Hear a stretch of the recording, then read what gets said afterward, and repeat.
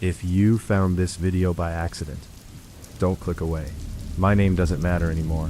What matters is that I lived through something in a place people think they already understand. Welcome back to Nightmare Crypt. Lock your doors, turn the lights down, and listen carefully because I'm only telling this once, and I don't know how much longer I'll be able to finish it. I'm writing this because pretending it didn't happen is no longer an option. I tried. God knows I tried. I told myself it was stress, exhaustion, coincidence, anything that let me sleep for a few hours without jolting awake, heart racing, convinced I'd heard something moving just outside my bedroom door. Sleepy Hollow isn't supposed to be like this anymore. It's historic, quiet, clean. A place people bring their kids in October for festivals and ghost tours that end with souvenir mugs and laughter.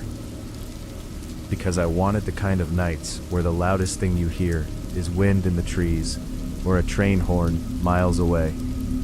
What happened to me didn't come with glowing eyes or fairy tale nonsense. It didn't announce itself.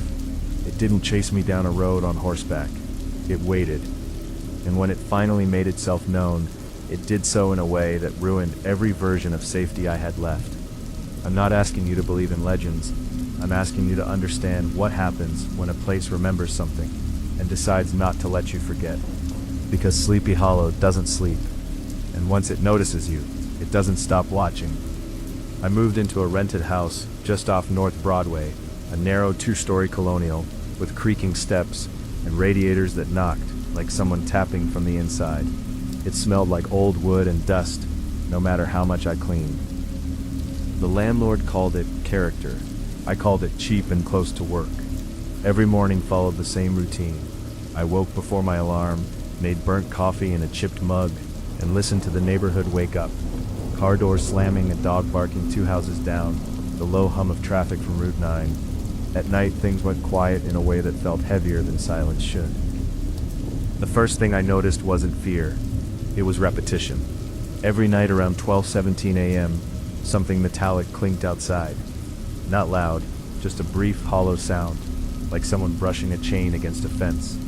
I assumed it was wind, or a neighbor's trash can, or an animal. Sleepy Hollow backs up against wooded land in a way that makes strange noises feel normal. The second thing was the smell. Sometimes, usually late at night, my living room smelled faintly like damp earth. Not mold, not rot, just soil, wet leaves. The kind of smell you get when you dig too deep in a backyard. I checked for leaks. I checked the basement. Nothing. I started leaving lights on, just one or two. Not because I was scared, because I didn't want to trip over furniture if I got up for water. That's what I told myself. The house had an odd habit of settling at night. Wood popped, pipes sighed, but sometimes, just as I was drifting off, I'd hear a soft pressure sound near the hallway, like a foot shifting weight on old floorboards. It never lasted long enough to investigate, and I never heard it twice in a row. The first time it followed me outside, I didn't realize that's what it was doing. I started taking evening walks to clear my head, down to the old cemetery paths, past stone walls older than the country, under trees so dense they swallowed sound. Locals jogged there, couples walked dogs. It was safe, until it wasn't. One night I noticed my footsteps didn't echo the way they should have. Leaves crushed too softly. I stopped walking, just to check something with my shoe. Another step sounded behind me. I turned around too fast and nearly lost my balance. The path was empty. No one, no animals, just trees and the faint glow of streetlights filtering through branches. I laughed at myself. Loudly, too loudly. That night, I didn't sleep.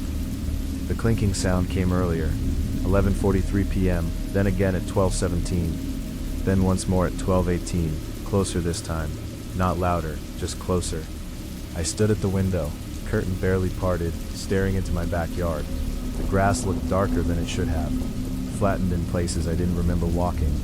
The smell of soil was strong enough to make my eyes sting. I shut the window and locked it, then checked the doors twice. I told myself to stop being dramatic. A few nights later, I found muddy footprints on my back steps. They weren't shoe prints. They looked wrong. The toes dragged. I scrubbed them away before sunrise and didn't tell anyone.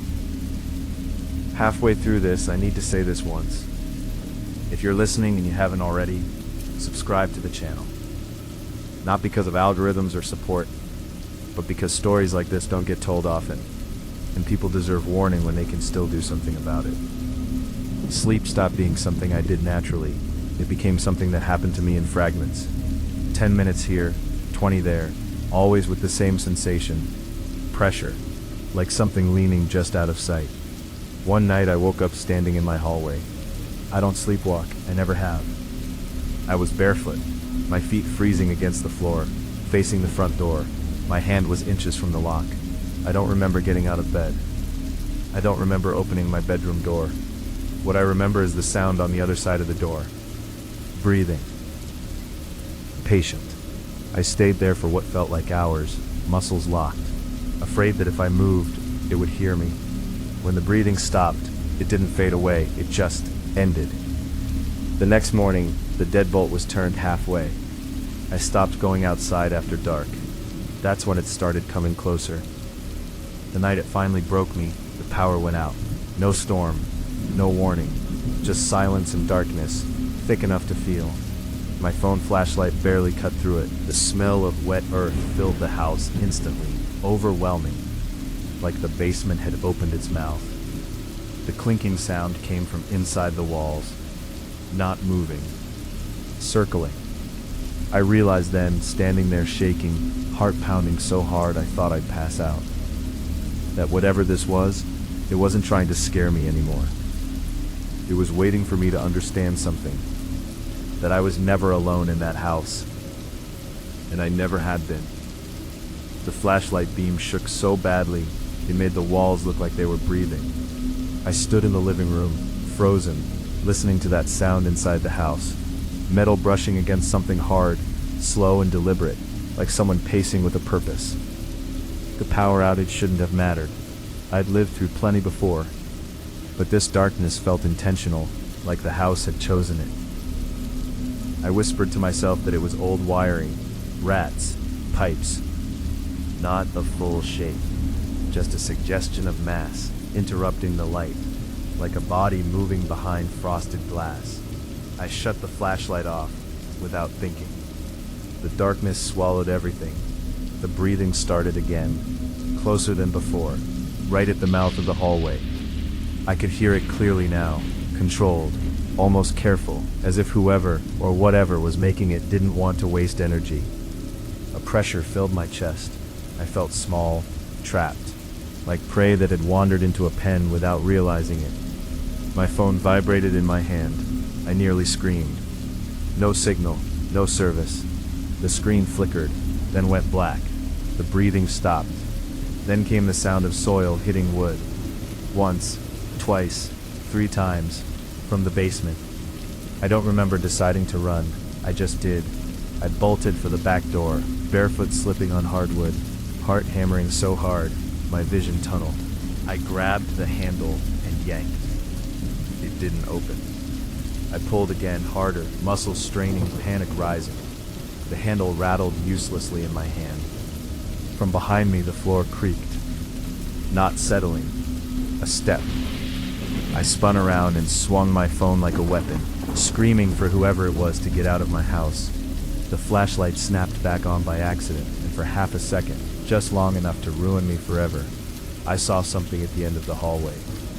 It wasn't a monster. It wasn't some impossible shape.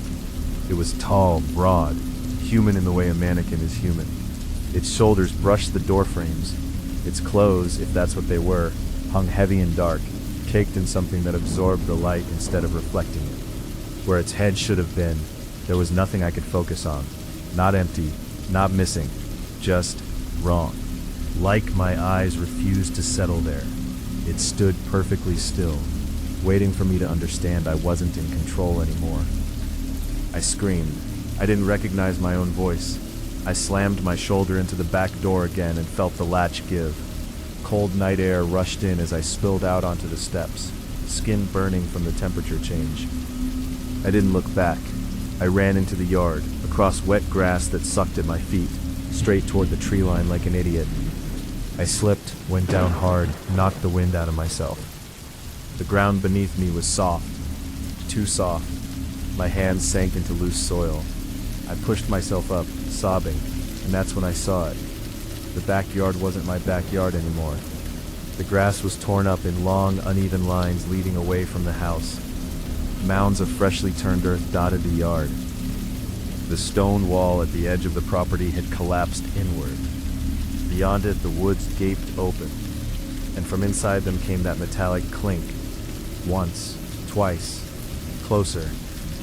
I scrambled to my feet and ran toward the streetlights, lungs screaming, legs barely responding. Behind me I heard branches crack, leaves crushed under steady, unhurried movement. It wasn't chasing me. It knew I couldn't get away.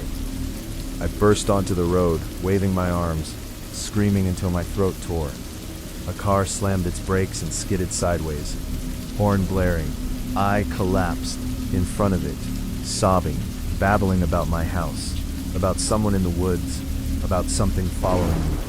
The driver dragged me into the passenger seat and locked the doors.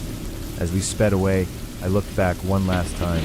At the edge of the trees, just where the yard ended, something stood perfectly still, outlined by the faint glow of my porch light, which had somehow come back on, watching. I didn't go back that night. I stayed with a coworker, then a motel, then another. I told myself it was over, that whatever I'd seen was stress, exhaustion, a breakdown. 2 days later, the police called. They said my house had collapsed into the basement, a sinkhole. They said it was old land, unstable, that it happened sometimes. They asked if I'd been digging. I hung up, because every night since then, no matter where I sleep, I smell damp earth, and sometimes, just before I drift off, I hear a soft metallic clink. Far away, but getting closer. I'm telling this now because Sleepy Hollow doesn't need you to believe in legends. It just needs you to live somewhere long enough for it to remember you.